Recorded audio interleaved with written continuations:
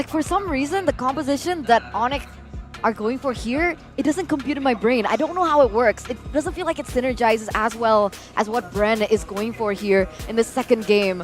But with that, we are going to throw to our casters real quick. What do you guys think about the drafts? Hit us. Hey, not too quick. We're just about to recover. Again, game one was intense, but with the way that AP Bren here has drafted, I'm expecting for fights to go very, very fast and furious, while for Onic, they're going to try to play with space and the re-engage.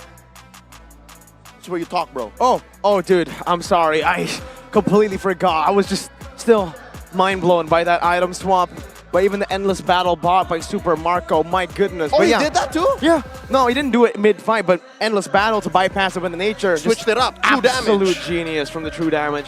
Back to the drafts, though, in game number 2, team fight. Man, that's the name of the game for AP Bren. For Onic, it's a bit more macro, like the analyst mentioned, so they want to take it slow. And when you want to go slow against a team that knows the outs to almost every single situation that they find themselves in, or worse, put themselves in, then you're really playing with fire. Let's get into game number 2 here, into the Land of Dawn. It's a counter mirror start here. Kyle TZ on the purple first, while Kyrie goes for the orange. So what this sends is a message that, all right, Kyle TZ, he's going to go into a lane first, and then Kyrie, he's going to go into his purple next, and then play with the turtle. I'm guessing turtle here is going to be more of a priority for AP Bren. I think now as well, this mid prio. What do you think about this mid duo? Wait a minute, Flap Teasy very early on, doing damage. Kyrie able to secure the lethal Wanderer, but gets chunked very low. Yep, again, he went for a lane, and that's going to be mid. As for Kyle Teasy, just going to clean up the aforementioned Little Wanderer claimed by Kyrie. And then, talking about that mid lane duo, AP Bren, it's not going to be worth much unless they're going for fights. Onic, though, this mid lane duo allows for them to really go slow. Like, this is, all right, Astral Echo, we know where they are. All right. Divine Judgment, okay, someone's coming in or not. This is something that we have seen many times before for AP Bren throughout the tournament, I think. Looking at Ogwen, when he goes for the Grok, he always goes for Common Emblem. He just really loves spamming his resources, his abilities to get more prio, even to do this, exactly, to stop the waves from hitting, to take that slow gameplay and say no. Yeah, no, again, the reason why for a majority of heroes, not just the Grok, not just roamers, people put Common Emblem on heroes is because they want the sustainability. Ogwen wants to minimize the time he actually goes home so that when fights do happen, again, fights that they're looking for, fights that he and Few want to engage on happen, he's not going home. And now, Keyboy, put down very low. Almost. AP Bren were able to replicate game number 1. No first blood yet. Boots already now in the midst. Appraiser's Wrath coming down, but you cannot beat that Retribution. Heavy spin, locking him down, pinning him down in the turtle pit, and that's a burnt flicker. For 2 minutes, Boots doesn't have an extra layer of mobility, so that'll at least be something AP Bren should be noting. As for the rest of Onic, though, again, their goal is to take it slow. The fact that no one has died yet, and that Kyrie can actually farm up, get his purple here relatively safely, and even CW, right? We haven't really talked about this gold lane matchup quite yet. How do you reckon this goes, Deputy Miracle? What's this gold lane like between the Brody and the Melissa? Melissa definitely has a big advantage here in this matchup. The Melissa can completely bully the Brody. That's why we're seeing the steel leg plates, I believe. Yep. From the side of Super Marco. No, no, he's not going for the steel leg plates. Greeting out. But he does have the tough boots. Oh, warrior boots. Oh, Divine Judgment coming down. Kyrie with a cut. And that's first blood over to Onic. Now torn apart memory used up to clear the way. It's beautifully done. Kyrie jumping in, but it gets stunned up. Taking a few turret shots, gets down with the cables. A preemptive cult altar coming in there from a few. Better say the story. And what this sends to Onic is the fact that, yeah, AP Bren won't want to take fights, at least nothing that's free or nothing that's sure, in the next minute or so. Up until Ogwen is back, they have better positioning, and they have a cult altar to play with. Looking at the XP lane, though, this time around, again, the flicker off of Boots just coming up in about 30 seconds here, maybe a minute and a quarter. But Flap Teasy, he's been planting himself into that lane a little more than usual. Oh, there you go. That's why. That's why. Going for deep cut. I mean, again, for AP Bren, we did see a very early rotation already from Flap. You know, the natural level 2, go into the mid lane, try to force something out of the jungler, maybe even a first blood. That worked in game number 1. Almost worked in this game as well. Remember, Keyboy was taken low, had to burn a flicker. Flap now. Ooh, doesn't read out that the orange buff is still there, but still, he is putting down pressure. Yep, and Boots is on him. Boots keeping tabs, saying, hey, Flap's on the way, so am I. This is going to be a big turtle take here. First one went over to AP Bren. Let's see if Onic can lay their claim on this one this time around. Kyle has that heavy spin. It all comes down to Keyboy if he's able to lock him down with a Divine Judgment. So let's see. Round what? Kyrie takes it out with Retribution. Boots, though, bringing all the way back in the wall. Beautifully placed. They changed his zip code. He's in way too deep. Wait, but what? wait, he's going to live. Boots! Oh, now Super Marco's in trouble. Oh, no way! Pinning him down with the go away. That's negative synergy right there. It's difficult when you want to get in, but just the same, getting in gets you in trouble. All right, something to note here. Both Boots and Kyrie played the angles of that fight so well. They played the map. They placed themselves near walls that will never get punished. View here, forced to use a called altar. Used up already, Caltisi, no heavy spin just yet. Kyrie takes it away, but Super Marco now. One more shot in front of our memory. Oh, is it in range? Oh. No, it wasn't in range. Super Marco doesn't find the kill. He was way too far, and Kyrie moved fast enough just to get out of range. And so far, Onic, they're moving around the map with impunity. They have yet to been punished. Nothing surrendered over to AP Bren, and everything's going well for them. Oh, wait, Oh. Looks scary there. Wild charge. Go away plays down. They're not going to be able to pin him down just yet. But the Throne of our memory has come back from cooldown. And Caltisi, the Panda, has taken the kill back. Now he's going to be taken very low. Sans there, still looking for the Astral Spear. Dodged away. Caltisi, fancy feet. Better than playing the angles, he just moved around very well. Whoa. There was no interaction between the walls and him. If anything, they put up an extra wall just to make sure that no further aggression from Onic would come through. But right now, Boots, oh, they're fine. They're good. Okay, so first kill for AP Bren. They put it right on Kyle Teasy, but wait, will Ogun survive? Good conceal. Beautifully done by AP Bren. Caltisi picks up the anti-Cuirass. Already the respect given over to Kyrie on this Fanny. And the turtle has spawned in. This is the third turtle of the game, but Kyrie is all the way in the top lane. Yep, again, with this lane switch up, it allows for Super Marco to breathe a wee bit more. Because again, it's clear that CW, as you mentioned, has been bullying him all throughout. So the fact that he needs this space now and is threatening a turret take, all the more allows for the rest of AP Bren to make better moves on the lower quarter of the map. Now Boots, been keeping tabs on this turtle, pulling it in and out, in and out. Oh wait, Kyrie spots Marco. Oh, even with the stun, the targeted stun, Kyrie was able to bait it out, leaving the space, the proper space, the timing necessary to take him out with a cutthroat. That's a Malefic Roar item, first built. Oh. You know what they say about early Malefic Roars, man? The pundits, the analysts, the critics online have done the math. The earlier you build it, the more it allows for a snowball. The damage is there, the math is there, it's sound. I've seen it. So it's great. And now Flapsy's in trouble! Even with the flicker! Keyboy, the timing, the spacing. My goodness, the calculations. But now Caltisi is looking for a steal, looking for a contest. Kyrie versus Kyle.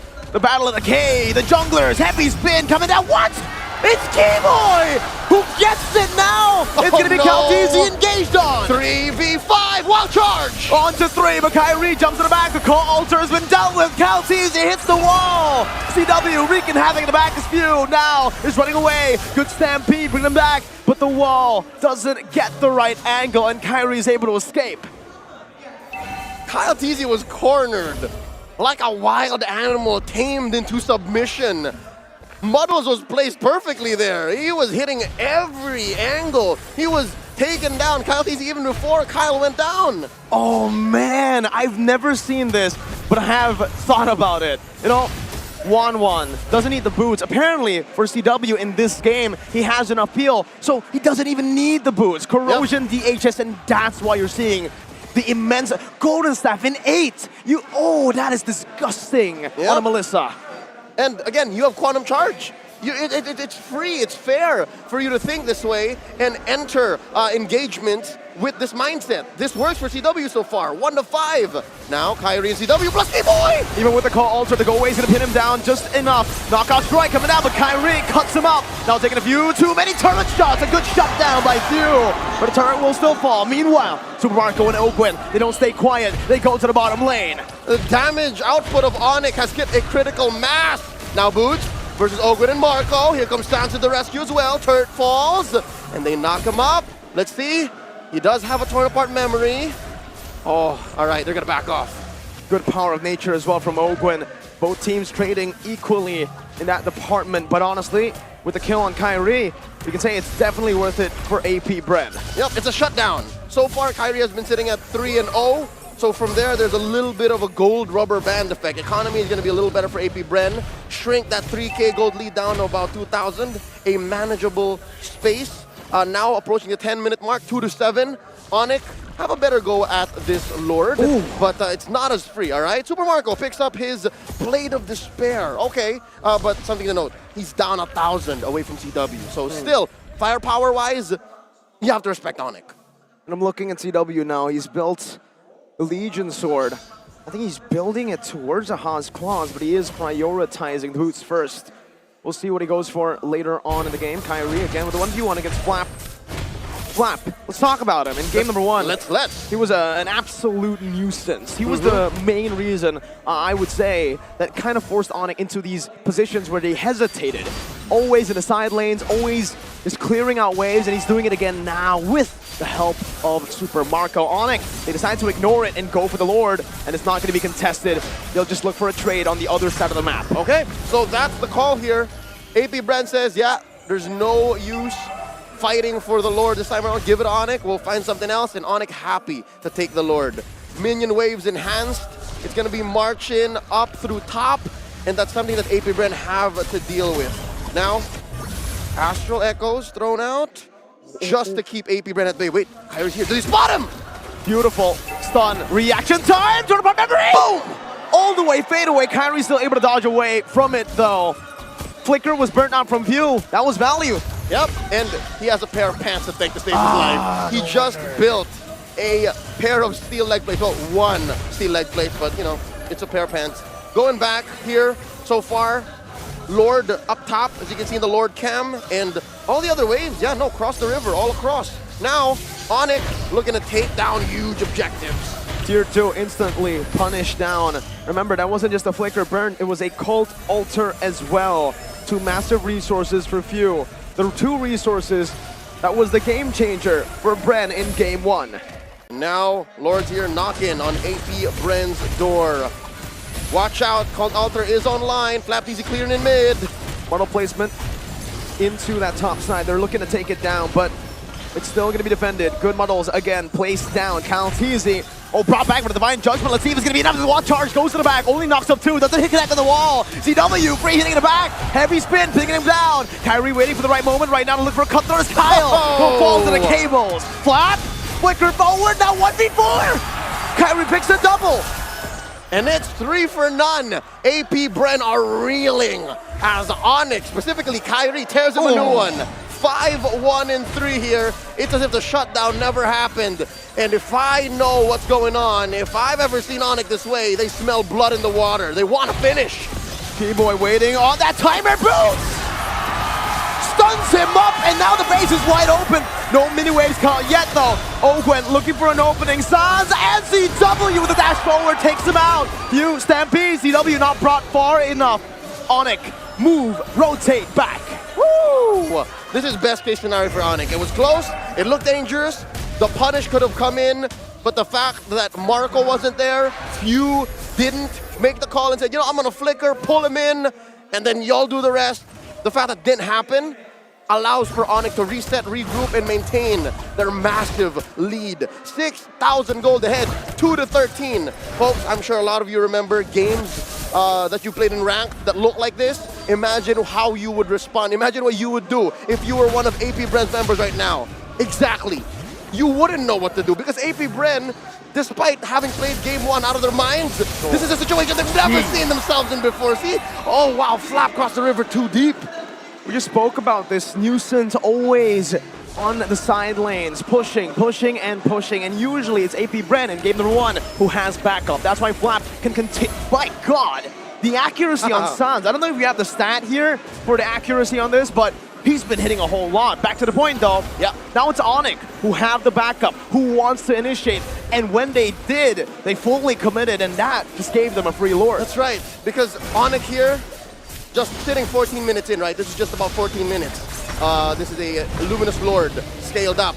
The reason why they're so in control and the reason why this whole nuisance/body hunter playstyle on FlapTZ on the Pakiro isn't working is because Onic are covering their corners too well. There's the Astral Echoes, there's Keyboy who's cleaning up bushes, and there's Kyrie who's way more mobile than Kyle TZ. So that stopped AP Bren from getting away with what they did in game 1. So now it's so much more difficult. This is a hard defense, Miracle. I gotta say, if this doesn't end here, at least all the inhibitors are gonna fall. That's it. That's the best case scenario for AP Bren. But for AP Bren, the way they can defend is through a team fight, Leo. We spoke about these team fight composition in game number 2, the start of it. So we'll see if they can do exactly just that. Team fight to victory. Coin flip. They threw out the Astral Echo already, and they do spot 3. It's about the timeout right now. Looking for a pull from Keyboy. Holding on now. They know the Lord is still up and ready. Now it's cleared out. Now they might want to go for a pickoff. Sans in the back with the Astral Meteor spawning few out. Going back. Divine Judgment now locking down onto Ogo. The CW positions himself perfectly onto the back with the goal as well. Perfect peel coming down. With the nature used up by Super Marco. Kyrie jumping back and forth. Picks up another. Keyboy is the one who takes the kill now. Astral Spiel coming down. Another Astral Echo making their hitboxes a little larger. FlapTZ flickers out. Able to escape with the flicker. Now Boots though chasing him down. Phew! Brings 2 members back. But CW is able to sustain back up. Lord of our memory from Super Marco. Takes Boots down. Kyrie back. Here he comes. Oh, falls out of just the same. Now AP Bren focusing on clearing the ways. Let's see now CW on the base. Equalizer Onic 1-1. It's the birthday buff. It's the birthday buff. Sans died not once in this game, and he bought so much time and space all throughout mid, early, and late, and that's why we're looking at one